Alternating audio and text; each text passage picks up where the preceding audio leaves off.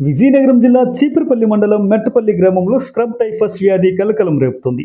Scrub typhus virus సోకి మెట్టపల్లి గ్రామానికి చెందిన చందక రాజేశ్వరి మృతి చెందింది.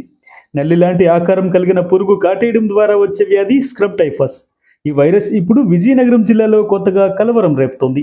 అపరిశుభ్రంగా ఉండే ప్రాంతాలు, మొక్కలు ఎక్కువగా ఉండే ప్రాంతాలు, వ్యవసాయ పొలాల్లో ఎక్కువగా ఈ పురుగులు ఉంటాయి.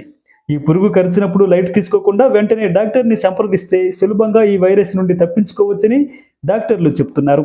వైరస్ గురించి తెలియక తన భార్యని కోల్పోయానని, నాకు జరిగిన నష్టం ఇంకెవరికి జరగకూడదనే ఉద్దేశంతో ఈ స్క్రబ్ టైఫస్ వైరస్ గురించి ప్రజలకు అవగాహన కల్పించే విధంగా మీడియా చేయాలని మృతురాలి భర్త చందక సూర్య కోరారు. అదే సార్, మాది మెట్టపల్లి విలేజ్ సార్, మాది చీపురుపల్లి మండలం, విజయనగరం డిస్టిక్ అండి. అయితే మా మిస్సెస్ గారికి పూజకి పూలు ఏరడానికి తోటలోకి వెళ్ళిందండి. వెళ్తే ఇక్కడ చిన్న దోమలాగా ఏదో పుట్టిందండి మెడ మీద. దానివల్ల ఏమో మేము చీపురుపల్లి నీలకంఠం గారి దగ్గరికి హాస్పిటల్కి వెళ్ళడం జరిగిందండి. ఫీవర్ వచ్చిందని చెప్పి ఆయనేమో టెస్ట్ చేపిస్తే టైఫాయిడ్ అని చెప్పి రిపోర్ట్ వచ్చింది, పాజిటివ్ వచ్చిందని చెప్పాడు. 3 రోజులకు మెడిసిన్ ఇవ్వడం జరిగిందండి.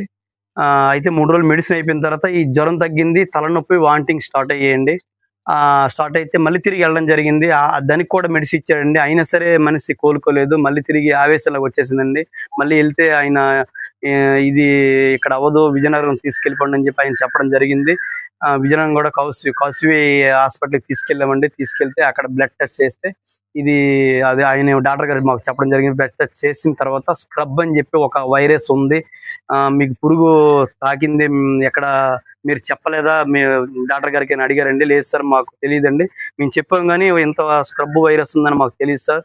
లేదు ఆయన చెప్పాడండి, స్క్రబ్ వైరస్ నడుస్తుంది, మీకు తెలియలేదు, తెలుసు లాస్ట్ స్టేజ్లో మీరు వచ్చారు, ఇది స్క్రబ్ వైరస్ అమ్మ, ఇది మీరు లాస్ట్ స్టేజ్లో వచ్చారు, ఇది కొద్దిగా కష్టము, మా ప్రయత్నం మేము చేస్తాము అని చెప్పి వాళ్ళు చెప్పడం జరిగింది. మేము కూడా సార్ చేయండి అని చెప్పి, ఎంత డబ్బులు ఖర్చు అయినా పర్లేదు మీరు చేయండి సార్ మేము అన్నామండి. వాళ్ళ ప్రయత్నం వాళ్ళు చేశారు, 12 గంటలు వైద్యం నడిపించారు, కానీ మా మనసు మాకు దక్కలేదండి. అయితే ఆమె చనిపోయిందండి.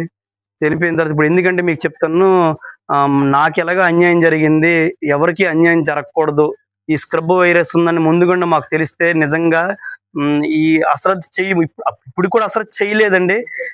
ముందుగా తెలుసుంటే నిజంగా ఈ వైరస్ ఉందని తెలుసుకుంటే ఆ టెస్ట్కి మేము బ్లడ్ టెస్ట్ చేయించేవాళ్ళం అండి. ముందు వైద్యం ఖర్చు, ఒక టాబ్లెట్ ఖర్చు 14 రూపాయలు అట్టండి. కనీసం ఇలాగా నడుస్తుందని చెప్పి ఎవరు కూడా మాకు ఇన్ఫర్మేషన్ ఇవ్వలేదు. ఇప్పుడు ఈమె చనిపోయిన తర్వాత ఇప్పుడు వాట్సాప్లు, ఫేస్బుక్లు అన్ని కూడా స్ప్రెడ్ అవుతాయి, ఈ వైరస్ ఉంది జాగ్రత్త అండి, అది ఇది అని చెప్పి అంటారు. అదే మాకు ముందుగా తెలిస్తే నిజంగా మా మనసు మేము దక్కించుకుందాము, ఇంత నష్టపోబోదు అండి. సరే మేము ఎలాగో నష్టపోనాము, మిగతా వాళ్ళు కూడా కొంత తెలిసేటట్టు మీ ద్వారా మీరు చేయండి సార్. ఎందుకంటే మా మనసు ఎలాగో చనిపోయింది, మేము తెచ్చుకోలేము.